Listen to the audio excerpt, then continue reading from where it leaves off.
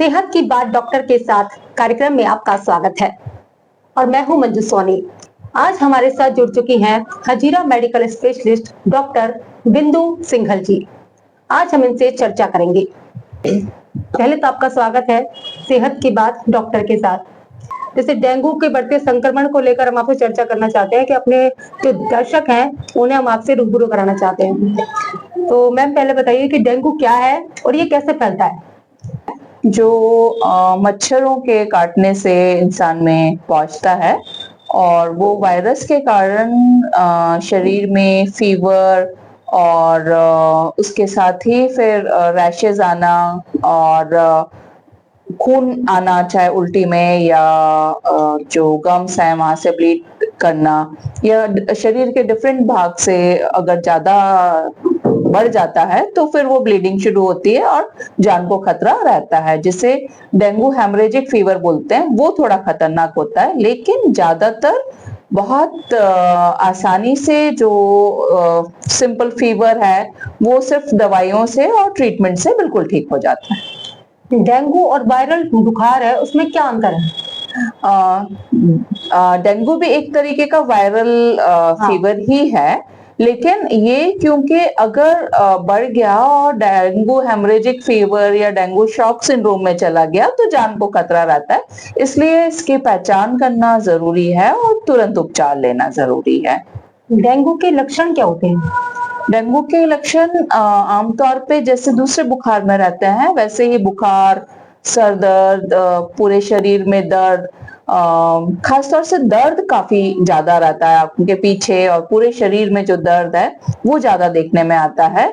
और कई बार शरीर पे चकत्ते भी आ जाते हैं या फिर खून शरीर के किसी भाग से जाना शुरू हो सकता है, जो गंभीर खतरे को बताता है आमतौर पर। लेकिन बुखार, उल्टी वगैरह भी साथ में हो सकती है, पेट में दर्द भी हो सकता है। तो ये सारी अगर कुछ भी मिल रहा है तो तुरंत चिकित्सक के पास जाना है और इलाज शुरू करवाना है। डेंगू में ज्यादातर देखा जाता है कि प्लेटलेट्स गिर जाती हैं, तो आमतौर पे और दूसरे बुखारों में भी प्लेटलेट्स थोड़ी कम हो जाती हैं, लेकिन डेंगू में इसका खतरा ज्यादा रहता है। लेकिन क्या होता है कि थोड़ी बहुत भी प्लेटलेट कम हुई, लगभग 1.5 लाख के आसपास नॉर्मल है, तो अगर उससे थोड़ी बहुत भी कम हुई तो कई बार बहुत मरीज बहुत घबरा जाते हैं कि प्लेटलेट्स कम हो रही हैं, और कॉमन भाषा में वो बोलते हैं कि प्लेटें गिर गई हैं। तो उससे इतना चिंता की बात नहीं है। जब 20,000 से कम होती हैं तभी हमें प्लेटलेट चढ़वाने की जरूरत पड़ती है, अन्यथा खाली आईवी फ्लूइड या जो दवाइयां हैं उनके द्वारा ही ठीक हो जाता है। तो जांच जरूर करवाएं, अगर कम है और खास तौर से 20,000 से कम है तो तुरंत भर्ती हो और इलाज लें। डेंगू से बचने के सबसे प्रभावी इलाज मतलब क्या उपाय हो सकते हैं? सबसे जरूरी है बचाव। डेंगू जो है, कहीं पे भी जो ठहरा हुआ पानी है उसमें उसके मच्छर पनपते हैं और उनके द्वारा फिर वो मच्छर के काटने से डेंगू होता है। तो और दिन में ज्यादातर ये काटता है, तो पूरी आस्तीन के कपड़े पहनना है और कहीं पर भी पानी भरा ना रहे, और खास तौर से बारिश के बाद तो जगह जगह वो पानी भर जाता है, तो जो भी गड्ढे हैं उनमें आसपास अगर हम उसको भर सकते हैं तो भर दें, और भर नहीं सकते तो पुराना कोई भी तेल जो जला हुआ या खराब तेल है कोई भी उस पर डाल दें, तो उससे क्या होगा कि मच्छर पनप नहीं पाएंगे।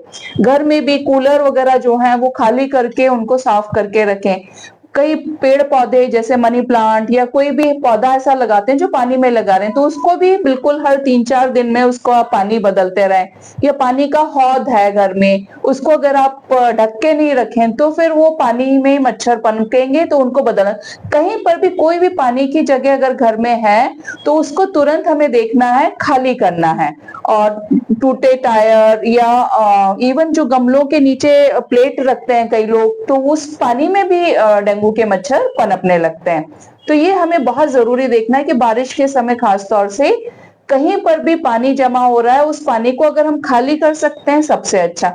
खाली नहीं कर सकते तो उसको फिर कुछ तेल वगैरह डाल के उसको जिससे कि ये ना पनपे मच्छर, वो हमें करना है। और मच्छर मार जो भी साधन हम अपना सकते हैं, सबसे अच्छा नीम की पत्तियां अगर हम जला के थोड़ा सा धुआं कर लें वो अच्छा है, या फिर जो भी हम साधन इस्तेमाल कर सकते हैं मच्छरों से बचने के लिए, मच्छरदानी है या मॉस्किटो रिपेलेंट्स जो आते हैं वो अगर हम कोई इस्तेमाल कर सकते हैं तो वो करें। उस तरीके से मच्छरों से बचना, खासतौर से बच्चे और बुजुर्ग, उनको थोड़ा सा ज्यादा हमें केयर करने की जरूरत है।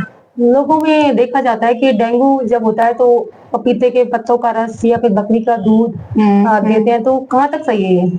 इनका भी ऐसा बहुत ज्यादा साइंटिफिक प्रूफ नहीं आया है, और मुख्य रूप से फ्लूइड जो है शरीर के अंदर वो भरपूर होना चाहिए। तो पानी या जो भी लिक्विड हम जितना ज्यादा ले सकते हैं वो हमें लेते रहना चाहिए, मतलब शरीर में पानी की कमी ना होना पाए, ये देखना चाहिए। जनता को आप क्या संदेश देना चाहेंगे, दर्शक जो देख रहे हैं?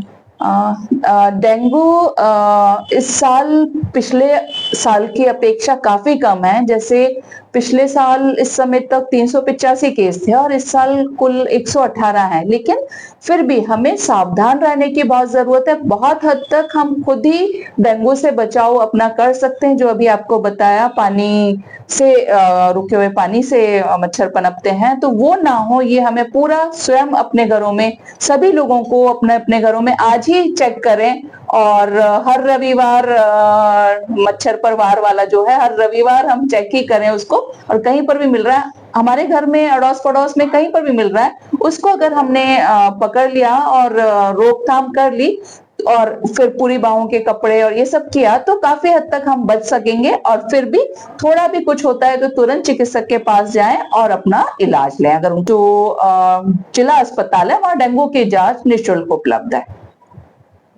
जैसा कि आप देख ही रहे हैं कि हमारे सही उपाय बताए हैं, और मैं यही चाहूंगी दर्शकों को कि ये भी इस उपायों को करें और डेंगू से बच सकें। आप सभी का बहुत बहुत धन्यवाद, और आपका मैडम बहुत ही धन्यवाद।